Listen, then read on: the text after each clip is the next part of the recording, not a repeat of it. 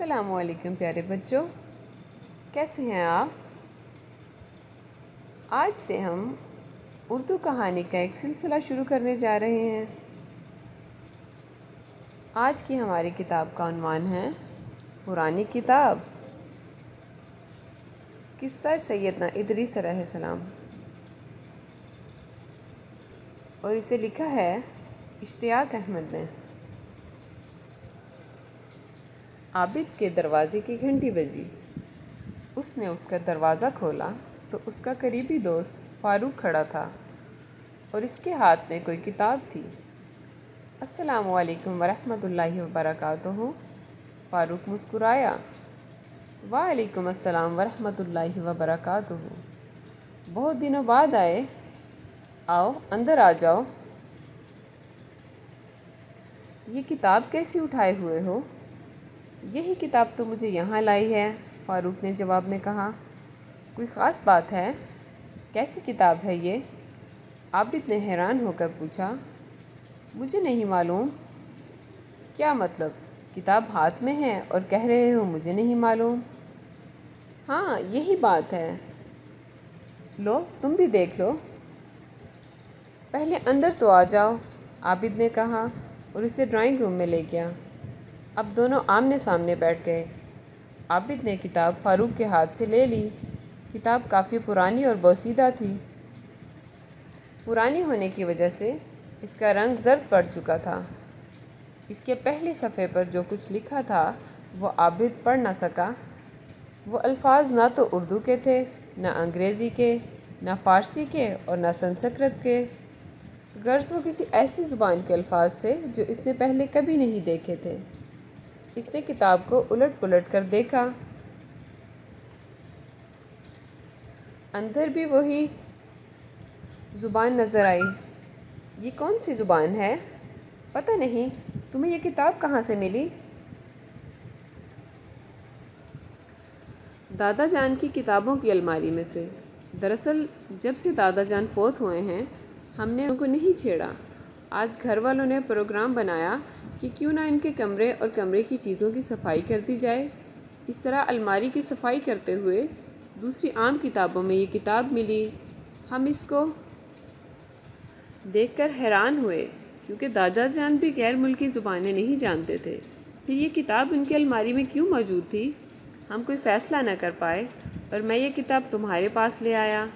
میں نے سوچا تمہیں ساتھ لے کر سر اشفاق صاحب کے پاس چلتے ہیں، شاید وہ اس زبان کے بارے میں بتا سکیں۔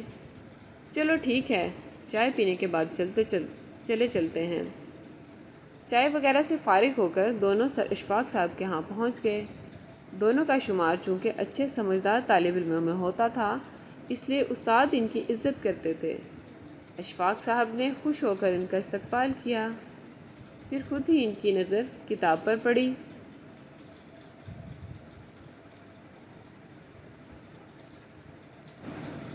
یہ کتاب کیسی ہے بھائی؟ بہت پرانی لگتی ہے۔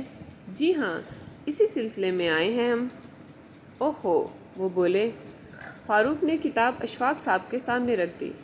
وہ اس کو الٹ پلٹ کر دیکھنے لگے، پھر بولے، نہیں بھائی، میں اس زبان سے واقف نہیں، نہ جانے یہ کون سی زبان ہے، لیکن میں بھی الجھن محسوس کر رہا ہوں کہ اس کتاب میں ہے کیا، لہٰذا اس کا ایک ہی علاج ہے۔ وہ کیا سر؟ میرے ایک دوست ہیں، کئی غیر ملکی زبانوں کے ماہر ہیں، اس زبان کے بارے میں یہاں بس وہی بتا سکتے ہیں۔ کیا خیال ہے چلیں ان کے پاس؟ اگر آپ کو زحمت نہ ہو تو، ورنہ نہیں۔ نہیں، اس میں زحمت کی کیا بات ہے، آئیں چلیں۔ اب وہ غیر ملکی زبانوں کے ماہر دوست کے ہاں پہنچے۔ ان کا نام اکرم خان تھا۔ اکرم خان صاحب بہت گرم جوشی سے ملے، محبت سے انہیں ڈرائنگ روم میں بٹھایا۔ ڈرائنگ روم میں کتابوں کی بڑی بڑی الماریاں نظر آ رہی تھیں۔ اکرم صاحب، ہم آپ سے اس کتاب کے بارے میں پوچھنے آئے ہیں۔ میں نے اپنے شاگردوں کو بتایا ہے کہ اس شہر میں آپ سے بڑا غیر ملکی زبانوں کا ماہر کوئی نہیں ہو سکتا۔ استاد صاحب نے کہا، یہ سب اللہ کی مہربانی ہے، اس دنیا میں ایک سے بڑھ کر ایک موجود ہے۔ لائیے مجھے کتاب دکھائیں۔ انہوں نے کتاب کی ورق گردانی کی، پھر بولے، میں یہ زبان جانتا ہوں۔ تو آپ جانتے ہیں یہ کون سی زبان ہے؟ ہاں کیوں نہیں، عبرانی زبان ہے۔ اور آپ کو کل کتنی زبانیں آتی ہیں؟ فاروق نے پوچھا۔ کم از کم 10 زبانوں کا ماہر ہوں، انہوں نے جواب دیا۔ یہ کتاب کس موضوع پر ہے بھلا؟ اشفاق صاحب نے سوال کیا۔ ابھی بتاتا ہوں۔ انہوں نے کتاب کو پڑھنا شروع کیا، پھر بولے، اس کتاب میں انبیاء کرام علیہ الصلاۃ والسلام کے تذکرے ہیں۔ کتاب شروع سے پھٹی ہوئی ہے اور اس میں سب سے پہلے سیدنا ادریس علیہ السلام کا تذکرہ ہے۔ آپ پسند کریں تو میں یہ تذکرہ آپ کو سنا سکتا ہوں۔ میرا خیال ہے اس سے اچھی بات کیا ہوگی، کیوں بچوں؟ اشفاق صاحب بچوں کی طرف دیکھ کر بولے۔ جی ہاں بالکل، دونوں نے ایک ساتھ جواب دیا۔ تو پھر سنیے، اس میں لکھا ہے، سیدنا ادریس علیہ السلام مصر کے شہر منف میں پیدا ہوئے۔ لوگ انہیں حرمس الحرام سا کہتے تھے۔ یہ سریانی زبان کا لفظ ہے۔ اس کا مطلب ہے تجربہ کار اور مضبوط رائے والا۔ بعض علماء کا خیال ہے کہ آپ بابل شہر میں پیدا ہوئے، پھر ہجرت کر کے مصر چلے گئے۔ سیدنا ادریس علیہ السلام کا حلیہ مبارک اس طرح تھا، گندمی رنگت، مناسب قد و قامت، خوبصورت چہرہ، گھنی داڑھی، مضبوط بازو، چوڑے مونڈھے، مضبوط ہڈی والے، گفتگو باوقار، خاموشی پسند، سنجیدہ و متین، چلتے ہوئے نیچی نظر رکھنے والے اور غور و خوض کے عادی تھے۔ حسب نسب بتانے کے ماہرین کا کہنا ہے کہ سیدنا ادریس علیہ السلام کا سلسلہ نسب نبی اکرم صلی اللہ علیہ وسلم کے سلسلہ نسب میں شامل ہے۔ سیدنا آدم علیہ السلام اور سیدنا شیس علیہ السلام کے بعد انہیں نبوت ملی تھی۔ سیدنا آدم علیہ السلام کا بیٹا قابیل، جو اپنے بھائی حابیل کو قتل کرنے کے بعد والدین کو چھوڑ کر کسی اور جگہ چلا گیا تھا، اس نے وہاں جا کر فساد اور ظلم و زیادتی شروع کی، حتیٰ کہ ایمان والوں کو بھی ستانا شروع کر دیا۔ ابلیس نے جب ان کی یہ حالت دیکھی تو اس نے موقع کو غنیمت جانا اور انسانی بھیس میں قابیل کی قوم کے ایک شخص کا غلام بن کر رہنے لگا۔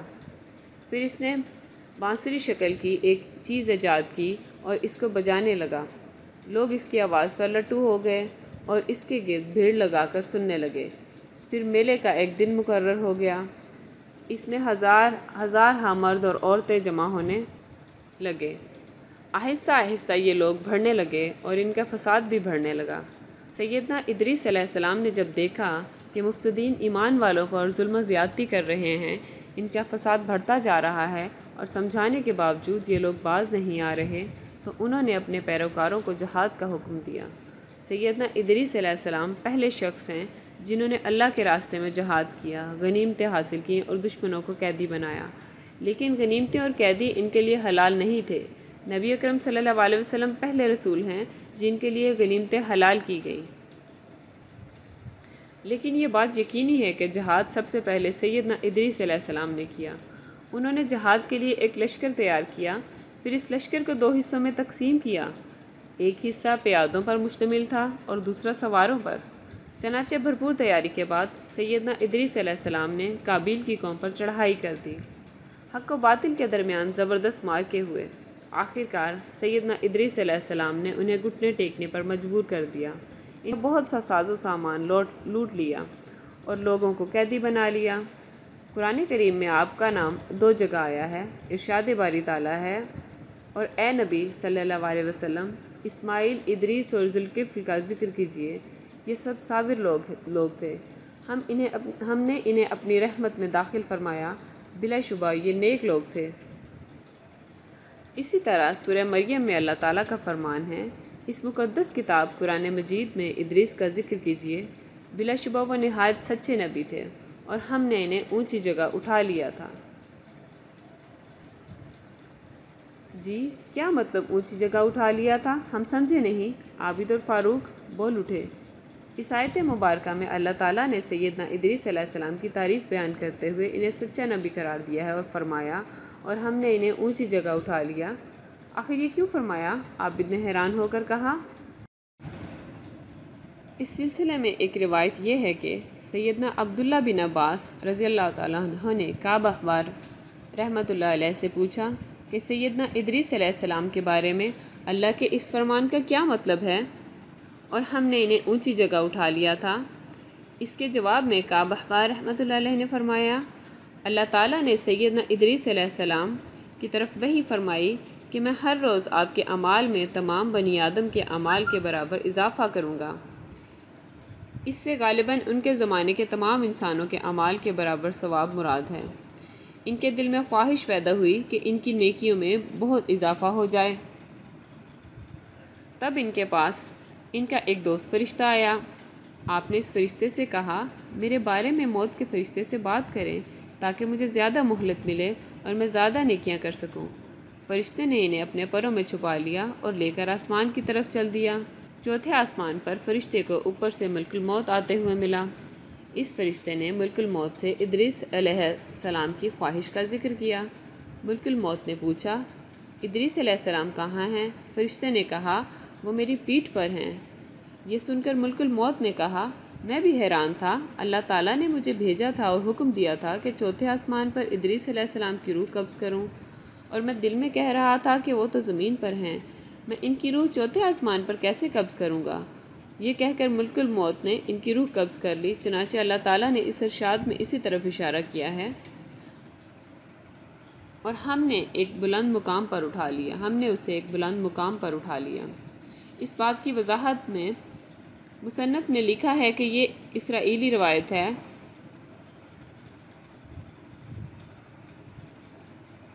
اور نقل و عقل دونوں لحاظ سے ناقابل اعتبار ہے۔ آگے لکھا ہے کہ نبی صلی اللہ علیہ وسلم جب معراج پر گئے تو دوران معراج آپ کی ملاقات چوتھے آسمان پر سیدنا ادریس علیہ السلام سے ہوئی تھی۔ امام ابن اسحاق رحمۃ اللہ علیہ نے ذکر کیا ہے کہ ادریس علیہ السلام دنیا میں پہلے شخص ہیں جنہوں نے قلم ایجاد کیا تھا، اور سب سے پہلے انہی نے قلم سے لکھا تھا۔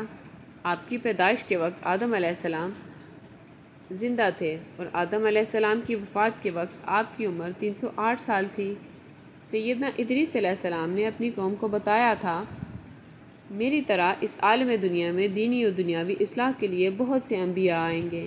ان کی نمایاں خصوصیات یہ ہوں گی کہ وہ ہر بری بات سے پاک ہوں گے، انسانی فضائل میں کامل ہوں گے، ان کی دعائیں قبول ہوں گی، ان کی تعلیم کا مقصد کائنات کی اصلاح ہوگا۔ آپ نے سب سے پہلے طوفان کی اطلاع دے کر انسانوں کو ڈرایا تھا۔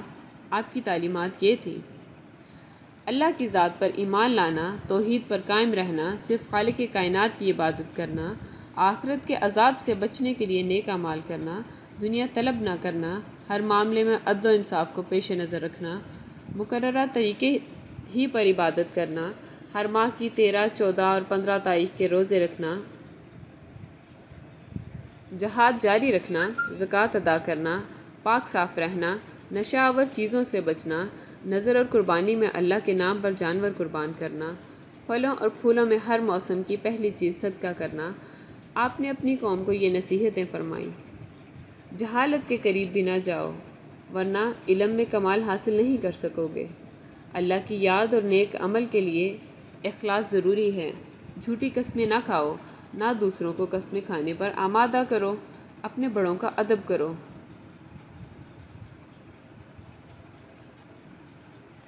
اللہ کی تعریف میں ہر وقت زبان کو تر رکھو، دوسروں کو آرام میں دے کر حسد نہ کرو۔ اللہ تعالیٰ کی نعمتوں کا شکر انسان کی طاقت سے باہر ہے۔ جو زندگی کے ضروریات زیادہ طلب کرتا ہے وہ کبھی قناعت نہیں کر سکتا۔ اکرم خان صاحب قصہ سنا رہے تھے جبکہ عابد اور فاروق ٹکٹکی باندھے ان کے چہرے کی طرف دیکھ رہے تھے۔ پھر اکرم صاحب ان کی طرف متوجہ ہوئے اور کتاب عابد کے سامنے رکھتے ہوئے بولے، اس کتاب میں سیدنا ادریس علیہ السلام کے بارے میں اتنا ہی لکھا ہے، یہ کتاب آپ اپنے پاس ہی رکھ لیں، ہمیں تو یہ پڑھنی نہیں آتی۔ عابد نے کتاب اکرم صاحب کی طرف بڑھاتے ہوئے کہا، نہیں بیٹا، آپ سمجھدار ہیں، مختلف زبانوں پر دسترس حاصل کرنا آپ کے لیے ناممکن نہیں۔ کوشش اور محنت سے ایک دن آپ بھی میری طرح مختلف زبانوں کو پڑھنے اور لکھنے کی صلاحیت حاصل کر سکتے ہیں، انشاءاللہ، عابد نے پرعزم لہجے میں جواب دیا۔ تو بچوں، کیسی لگی آپ کو کہانی؟ کیسا لگا آپ کو قصہ سیدنا ادریس علیہ السلام؟ اگر آپ کو یہ کہانی اچھی لگی تو آپ بتائیے اگلی کہانی آپ کیا سننا چاہیں گے؟ آپ کو یہ کہانی سن کے مزہ آیا؟ مجھے کمنٹس میں بتائیے، اور اگر آپ کو اچھا لگے تو آپ میرے چینل کو سبسکرائب بھی کیجیے اور میری ویڈیو کو لائک بھی کیجیے۔